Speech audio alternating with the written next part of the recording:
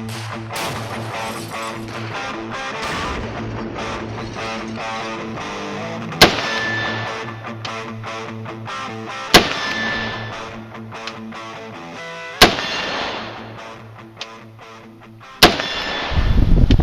there, Jeff here with the Bigshooterist channel. Thanks for tuning in.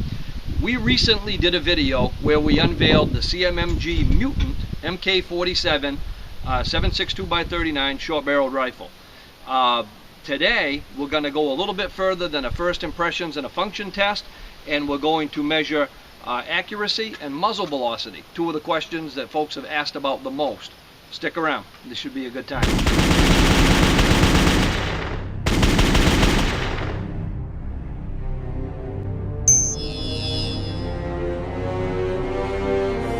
So after we did the original video, there were three items that people mentioned more than anything else. The original video, I'll put a link to it over here, and it'll be down below in the description as well. Those questions in this order were, or comments, the first one was, that's a massive fireball thrower. Just a straight up comment. Fact, that's true. The second one was, how much muzzle velocity are you losing going with a 10-inch barrel? The third one was, that's a cool package, but can you hit anything with it at distance? And that's what we're going to work on today. We're going to start out, I did a quick sight-in here at the short range. We're going to start with the Caldwell Ballistics Precision Chronograph. And for ammunition, we're using the Wolf 123 grain, just Wolf Performance Ammo, WPA. So we're not pulling out any custom stuff. I'm running the ammo that you're most likely to encounter out there. So let's get some strings run down, and also want to show you some of the software that comes with this Caldwell package. It actually works with your smartphone to record all of the string data, so that should be interesting as well.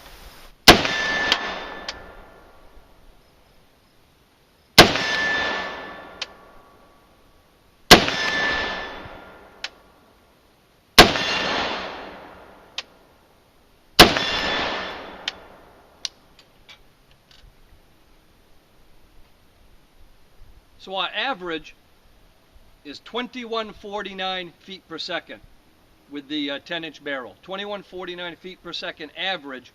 Let's shoot 5 more rounds so we get a 10-round average, and then let's go to the regular carbine length Mutant, so we have apples for apples.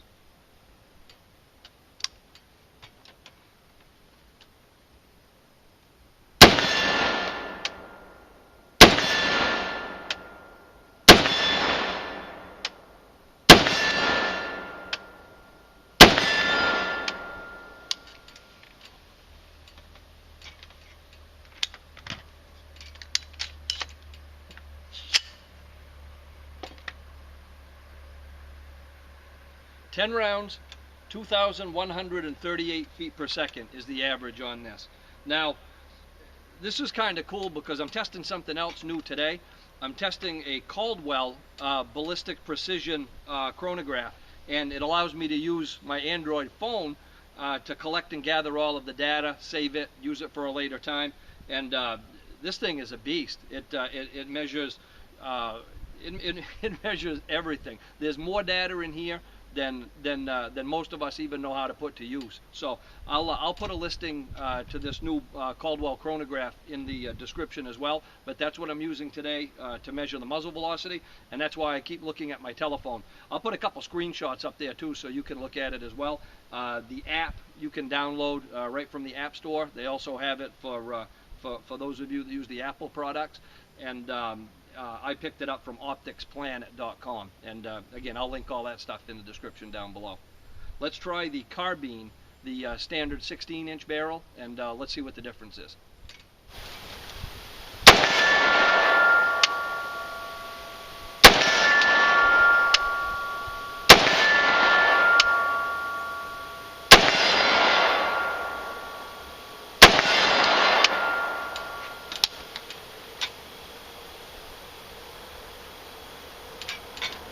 5-shot string, average is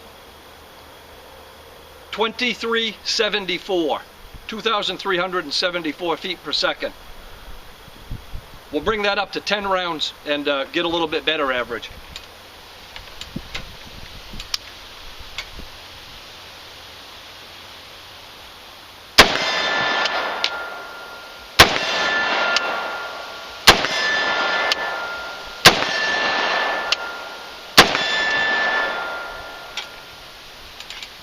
Average muzzle velocity at 10 feet running the Wolf 123 grain performance ammo was 2,372 feet per second. The average muzzle velocity in a 10-shot string with the K, the 10-inch barrel, was 2,146 feet per second. So it's a difference of 226 feet per second, but we're still well over 2,000 feet per second of muzzle velocity, so it's still going to deliver a lot of power. So now we know where the muzzle velocity is compared to the standard length carbine. We've got a target set up at 100 yards. I'm not going to change the sighting from where it was back on the short range, so wherever it is, that's where it is. It's consistency that I'm looking for. The weather is getting worse quick today. The wind is really ripping, and if you can hear that through the mic, I apologize for that. But let's get some 5-shot groups down range at 100, and let's see what they look like.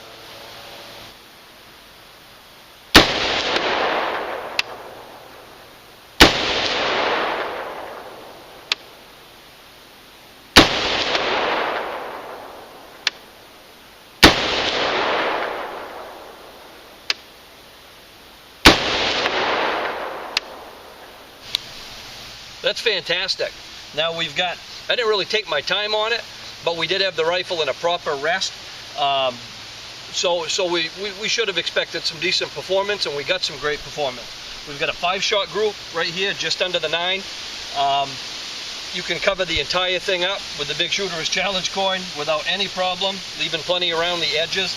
I'm going to guess that it's probably I don't know, somewhere around 1.25 inches, but I'll measure it and I'll have that on the screen. What an awesome day at the range. This is the kind of stuff I really like. We've got the muzzle velocity data for the 10-inch gun. We've got the muzzle velocity data for the 16-inch gun.